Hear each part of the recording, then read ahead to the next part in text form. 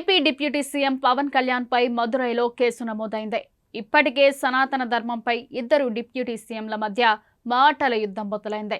సనాతన ధర్మం చాలా ప్రమాదకరమని, దీనిని సమూలంగా నిర్మూలిస్తామని, ఉదయనిధి స్టాలిన్ గతంలో చేసిన వ్యాఖ్యలకు సనాతన ధర్మాన్ని కాపాడేందుకు ప్రాణత్యాగం చేసేందుకు వెనకాడమని పవన్ కళ్యాణ్ తిరుపతి సభలో కౌంటర్ ఇచ్చారు.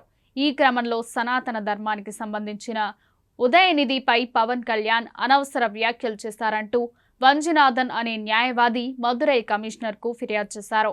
పవన్ వారాహి డిక్లరేషన్ సభలో తమిళనాడు డిప్యూటీ సీఎం ఉదయనిధి స్టాలిన్ పేరు ప్రస్తావించకుండా పరోక్షంగా మాట్లాడారు.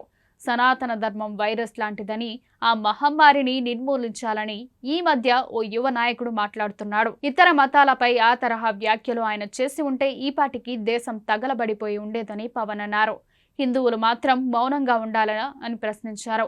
సనాతన ధర్మాన్ని ఎవరు ఏమీ చేయలేరు. ఎవరైనా సరే దాన్ని నిర్మూలించాలనుకుంటే వారే తుడిచిపెట్టుకుని పోతారు. తిరుపతి బాలాజీ సాక్షిగా ఈ మాట చెబుతున్నా అంటూ పవన్ కళ్యాణ్ హెచ్చరించారు. తిరుపతి వారాహి డిక్లరేషన్ సభలో సనాతన ధర్మంపై డిప్యూటీ సీఎం పవన్ కళ్యాణ్ చేసిన వ్యాఖ్యలపై తమిళనాడు అధికార పార్టీ డిఎంకే కౌంటర్ ఇచ్చింది. డిఎంకే అధికార ప్రతినిధి డాక్టర్ సయ్యద్ మఫీజుల్లా మాట్లాడుతూ, తమ పార్టీ ఏ మతం గురించి, ప్రత్యేకంగా హిందూ మతం గురించి మాట్లాడదు. కుల దురాగతాలు, అంటరానితనం గురించి మాత్రమే మాట్లాడుతుంది. పవన్ కళ్యాణ్, చంద్రబాబు నాయుడు, బీజేపీలే హిందూ మతం, మానవత్వానికి నిజమైన శత్రువులని విమర్శించారు. తిరుపతి లడ్డు వివాదంలో ఉదయనిధికి ఏమాత్రం సంబంధం లేదని ఆయన పవన్ కళ్యాణ్ విమర్శలు చేశారంటూ మంజునాథన్ ఫిర్యాదులో పేర్కొన్నారు. పవన్ వ్యాఖ్యలపై లెట్స్ వెయిట్ అండ్ సీ అంటూ సమాధానం ఇచ్చారు ఉదయనిధి స్టాలిన్. పవన్ టార్గెట్ గా పాత వీడియోలను ట్రోల్ చేస్తుంది DMK social media wing. Pawan కు సపోర్ట్ గా DMK social media wing counter ఇస్తోంది.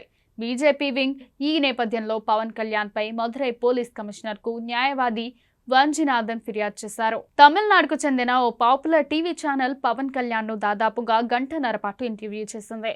ఇందులో పవన్ కళ్యాణ్ ప్రధానంగా తమిళ అంశాలు, హిందుత్వంపైనే మాట్లాడారు.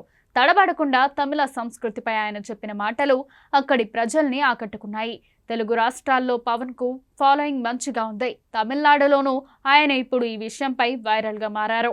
వచ్చే కొద్ది రోజుల్లో ఆయన కర్ణాటక, కేరళను పర్యటించిన ఆశ్చర్యం లేదంటున్నారు రాజకీయ విశ్లేషకులు.